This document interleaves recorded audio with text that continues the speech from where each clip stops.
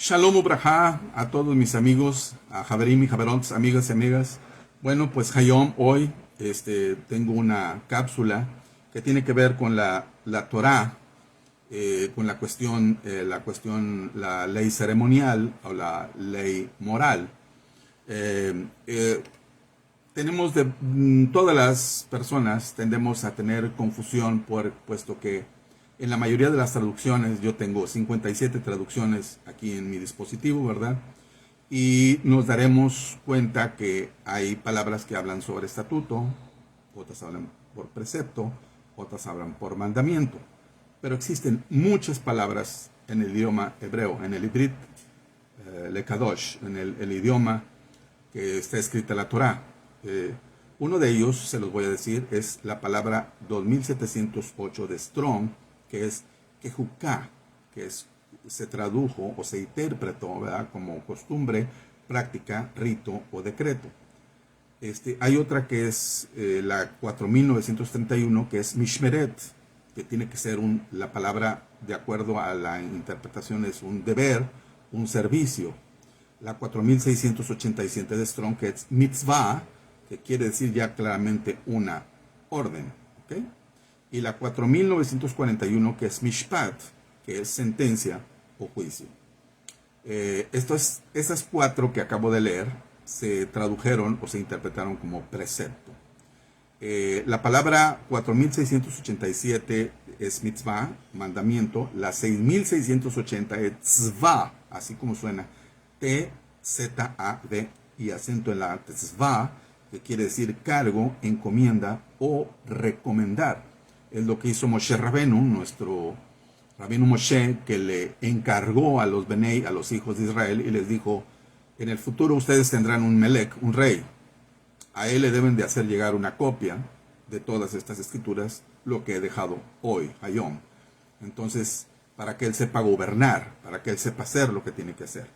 Y hay una última palabra que es la 6310, que es P, que en este caso sería orden. P es una orden. Entonces, vamos a resumir con estas dos palabras. Mitzvah es singular y mitzvot es plural. La Torah está dividida en dos partes: la Torah ceremonial, o que tiene que ver con los sacrificios, y la Torah moral, que tiene que ver con los mandamientos morales. ¿Ok? Entonces, la Torah no nada más son 10 mandamientos.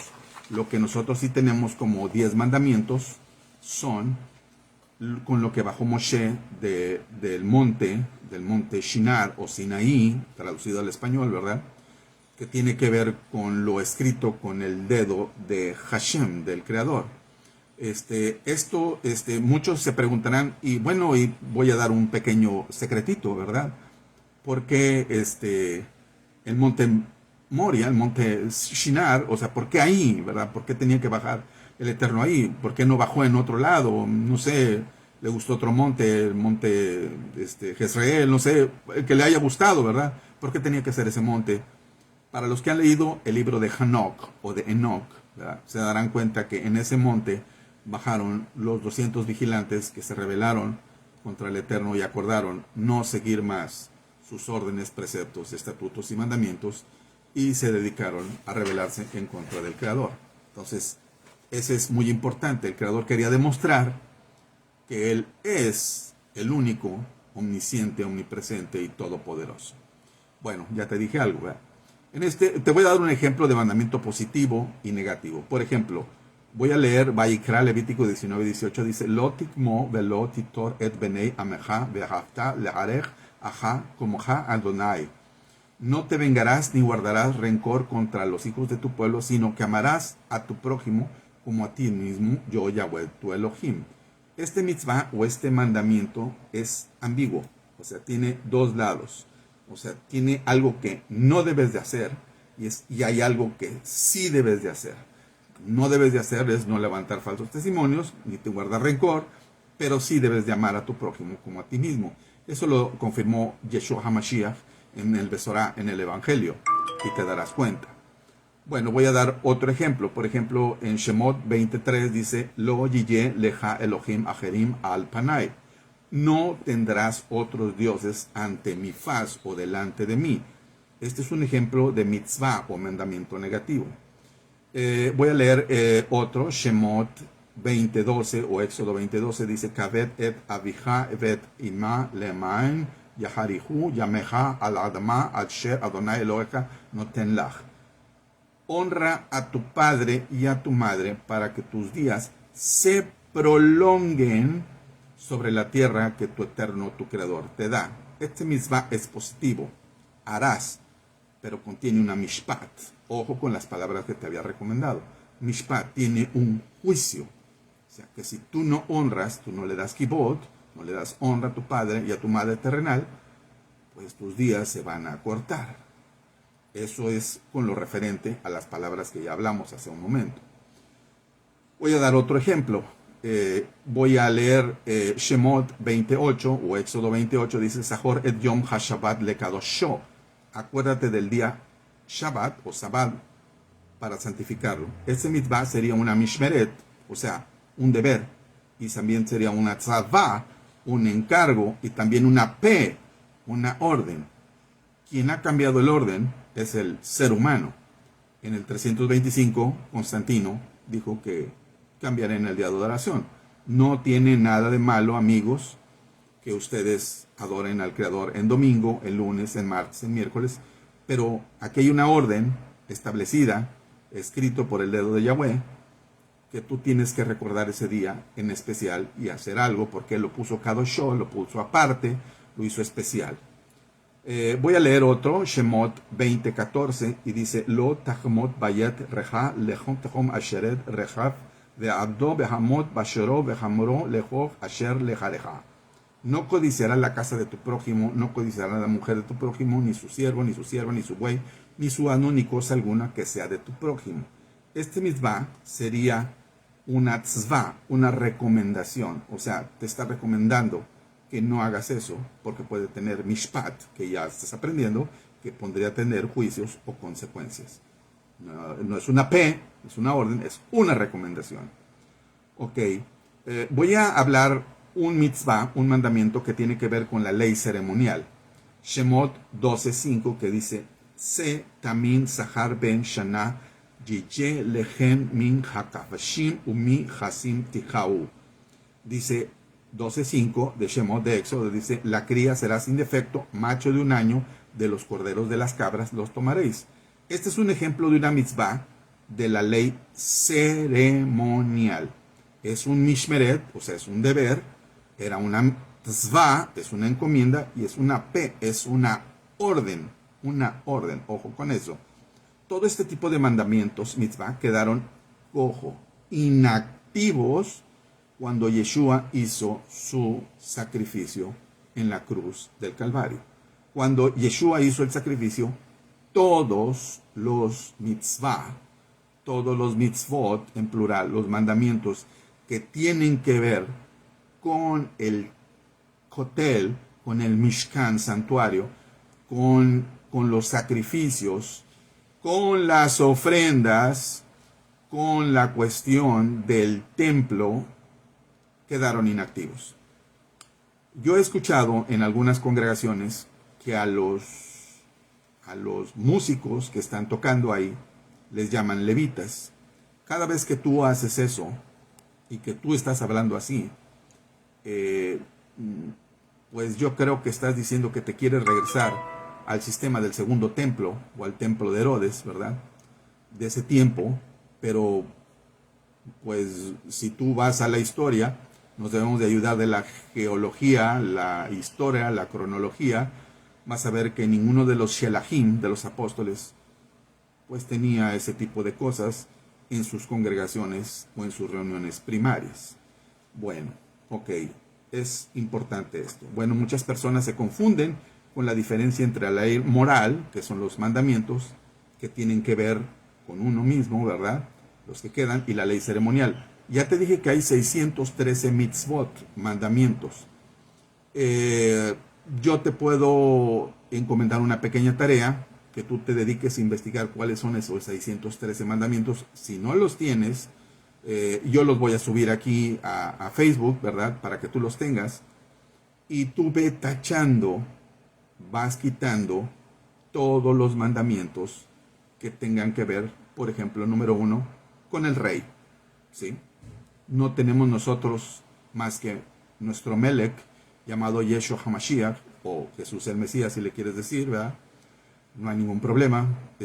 La cuestión es de que tenemos ese rey de la orden de Melech Sadik, por eso está hablando en la carta a los hebreos, que proviene de otra orden, no de la orden de los levitas ni los hijos de Aarón, aclarando ese punto.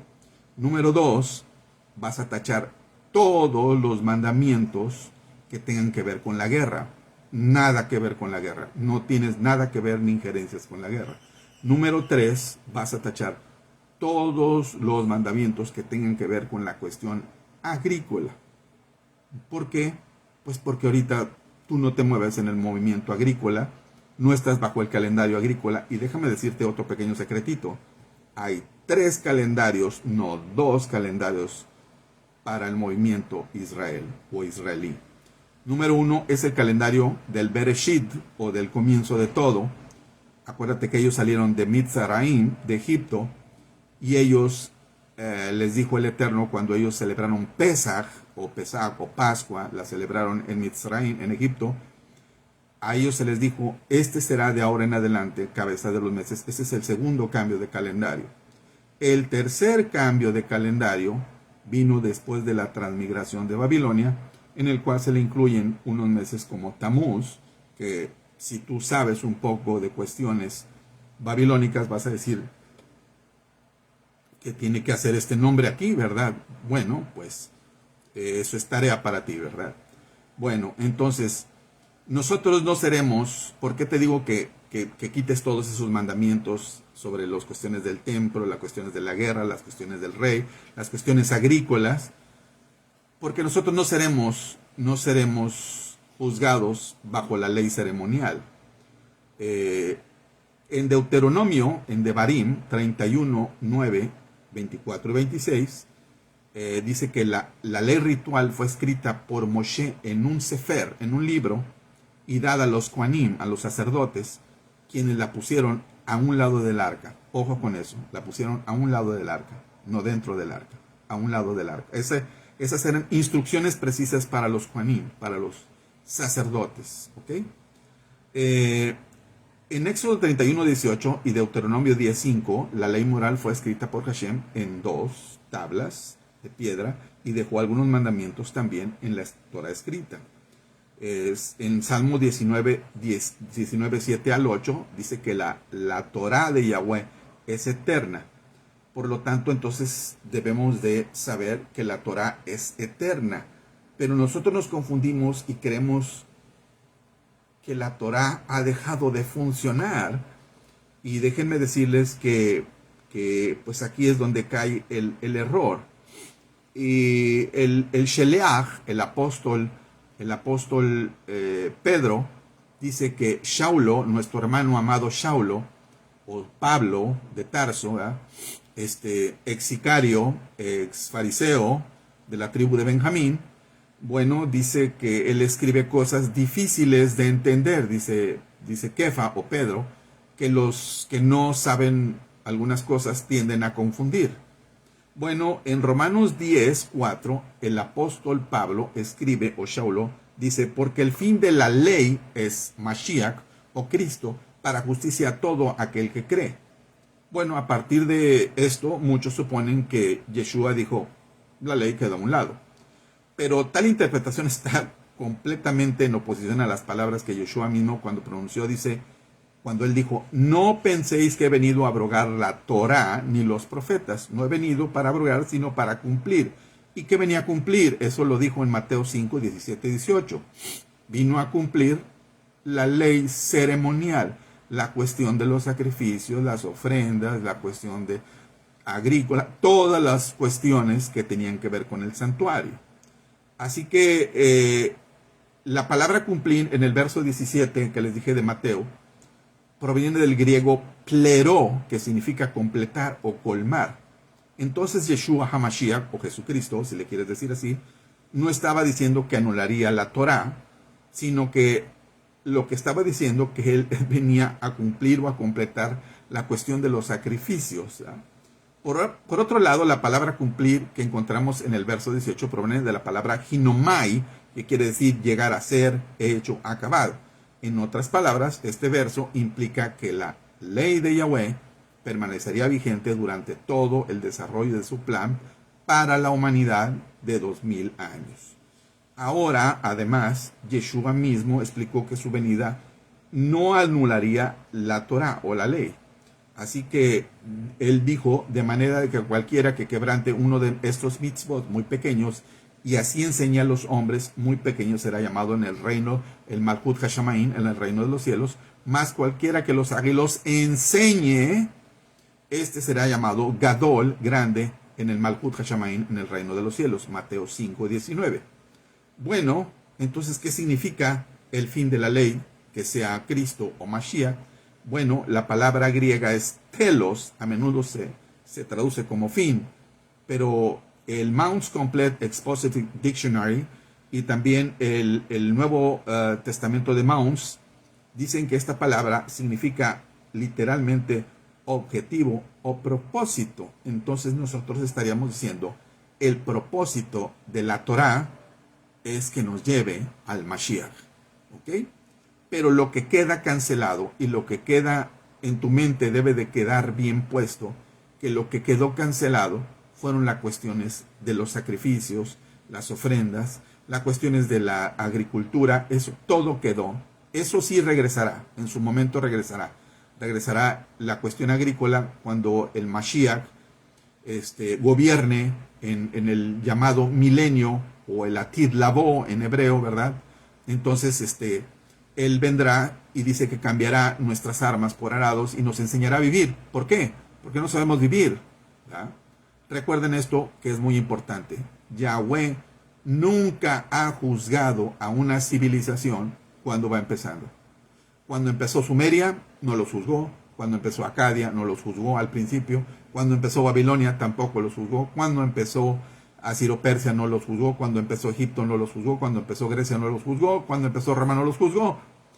Pero a la cúspide de toda civilización, cuando llegan a la mayor parte de su conocimiento, es el momento de decidir si están o no están con Yahweh.